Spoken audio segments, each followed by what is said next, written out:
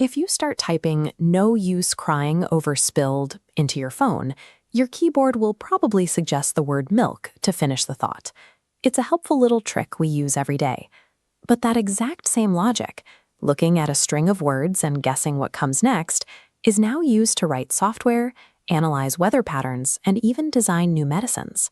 This simple guessing game is the engine behind the massive surge in artificial intelligence that is changing how businesses work.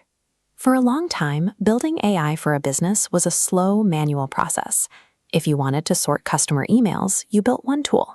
If you wanted to analyze a spreadsheet, you built a completely different tool from scratch. They were separate, rigid, and couldn't share what they learned. Then, a team at Stanford University noticed a massive change. They saw that the world of AI was moving away from those tiny, specialized tools and toward one single, massive system that could do it all.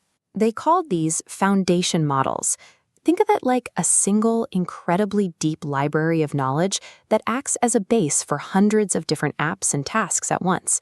This means companies don't have to start from zero anymore. They can take this one foundational capability and apply it to almost any new problem they need to solve. To build a model like this, you have to feed it a massive amount of information. Thousands of gigabytes of raw text scraped from all over the internet. This includes books, articles, and websites, a giant pile of unorganized data that hasn't been labeled or sorted by humans. The model analyzes millions of sentences, finding mathematical patterns to predict the most likely thing to fill a blank space. Because the system generates something new to fill that gap, it's called generative AI.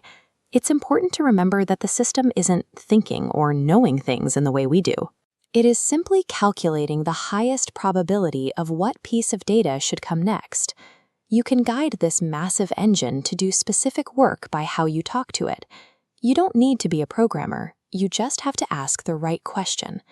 For example, if you give the model a frustrated customer review and ask, "Is this positive or negative?" the most logical next word for the model to generate is negative. This is called prompting, and it lets you use the model's prediction powers for things like sorting mail or summarizing notes.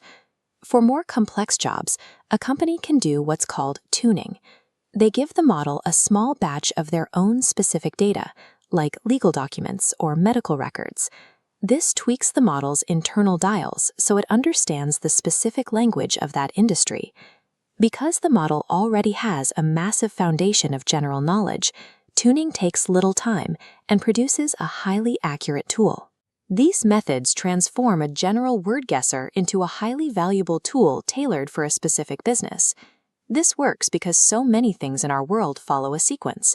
A sentence is a string of words, a software program is a string of code instructions, and a complex molecule, like a medicine, is just a string of chemical elements in a specific order. This is how we get AI that can create images from a description or help developers write software.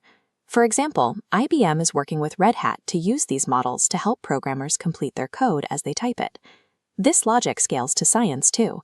By treating a list of chemical elements like a sentence, models can help discover new medicines. And by analyzing location-based satellite readings as a sequence over time, researchers can better predict how our climate is changing. No matter the field, the breakthrough is the same. Once you understand the pattern of a sequence, you can predict what needs to come next. These models are incredibly powerful, but they are also very expensive. Training them requires dozens of high-powered computer chips running all at once, which can cost more than many small businesses can afford. Trust is another issue. Trained on almost the entire internet, models inevitably soak up biases, hate speech, and toxic information. Furthermore, the specific training data is often kept secret. Without knowing what went in, it's hard to guarantee the output is reliable.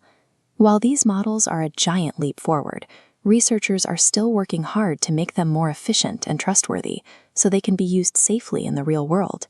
You can use this technology today, whether drafting an email, summarizing a long article, or tapping into massive human knowledge. From the autocomplete guessing milk on your phone to the systems helping cure diseases, it's all built on the same foundation, the simple, powerful act of predicting what comes next.